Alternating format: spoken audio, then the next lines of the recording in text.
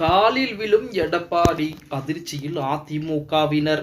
நண்பர்களே, நம்ம போடக்கூடிய வீடியோக்கள் உங்களுக்கு பிடிச்சிருக்கு அப்படின்னா ஒரு லைக் பண்றதுக்கு மட்டும் மறந்துடாதீங்க. அதிமுகவுடைய பொதுச் செயலாளர் யார் அப்படின்னா எடப்பாடி பழனிசாமி. அப்படிப்பட்ட எடப்பாடி பழனிசாமி மிக விரைவாகவே பாஜகவுடைய காலிலே விழப்போகிறார் அப்படிங்கிற செய்திகள் எல்லாம் பாத்தீங்கன்னா கொஞ்ச நாளைக்கு முன்னாடி வட்டமடித்துக் கொண்டது. அந்த பிரச்சனையை மையப்படுத்தி தற்போது தன்னுடைய மகன் மிதுன் அவர்களை அமித்ஷாவிடம் சந்திப்பதற்காக ரகசியமாக அனுப்பி வைத்திருக்கிறார் எடப்பாடி அப்படிங்கிற தகவல் கூட 2 தினங்களுக்கு முன்னாடி வெளியாகி இருந்தது.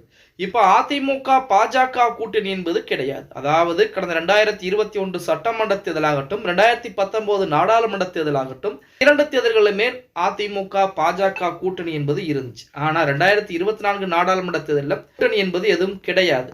இதற்கெல்லாம் என்ன காரணம் அப்படின்னா அண்ணாமலை ஒரு முக்கியமான காரணம்.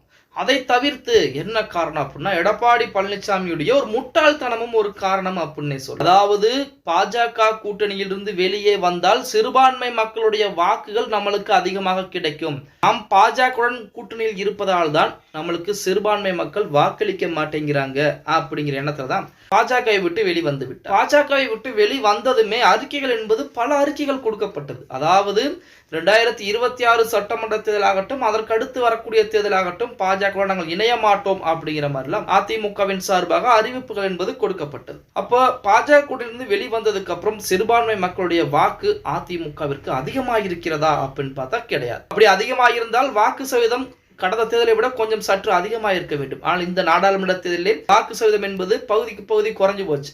இப்படி இருக்கக்கூடிய ஒரு சூழ்நிலையில் பாஜகவின் மூலமாக எடப்பாடி பழனிசாமிக்கு மிக நெருங்கி இருக்கக்கூடிய அந்த நபர்கள் மத்தியில் அமலாக்கத்துறை சோதனை என்பது சமீபத்திலே நடத்தப்பட்டது. அந்த சோதனையில் பல கோடி ரூபாய் பல ஆவணங்கள் என்பதும் பறிமுதல் செய்யப்பட்டது அப்படிங்கிற செய்திகள் அவங்க அனைவருக்கும் தெரியும். அதன் அடிப்படையில் எடப்பாடி பழனிசாமி அவருக்கும் அந்த பிரச்சனை வந்து விடுமா, எடப்பாடி பழனிசாமியுடைய சம்மந்தியும் இதில் சிக்கி இருக்கிறார். அப்படி இருக்கக்கூடிய சூழலில் எடப்பாடி பழனிசாமிக்கும் இந்த பிரச்சனை வந்து விடுமோ அப்படிங்கிற பயத்தில் தான் எடப்பாடி பழனிசாமியும் அண்ணாமலையும் சேர்ந்து மிதுன் அவர்களை அமித்ஷாவிடம் கூட்டிட்டு போயிருக்காங்க. அங்க ரகசியமான பேச்சுவார்த்தை என்பது பேசப்பட்டு அடுத்த 3 மாதங்களுக்குள் முடிவை சொல்கிறோம், அதிமுக பாஜக கூட்டணி அமையுமா அமையாதா அப்படிங்கிற முடிவை சொல்கிறோம் அப்படிங்கிற மாதிரி சொல்லிவிட்டு மிதுன் அவர்கள் கிளம்பி வந்ததாக செய்திகள் என்பது தற்போது வெளியாகி கொண்டிருக்கிறது.